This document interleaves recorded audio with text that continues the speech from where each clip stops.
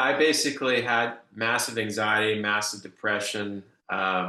Everything bothered me. So I was losing most of my relationships, just barricading myself in my house and not wanting to leave anywhere. I had this major social anxiety where I just get this cringy feeling like I can't talk to anyone. And it's just like no one wants to talk to me. Had trouble even communicating for a date. I just didn't want to be around anymore. I didn't see a point of this life. But I was at rock bottom and I had nowhere to go. So I said, oh, I'll throw this at it. It's like some of my last money that I had. So through your techniques, I was able to basically take these emotions, actually do your procedures, and then the next day I could feel way better. But where would you put yourself on that 1 to 10 scale, with 10 being best and 1 being worst?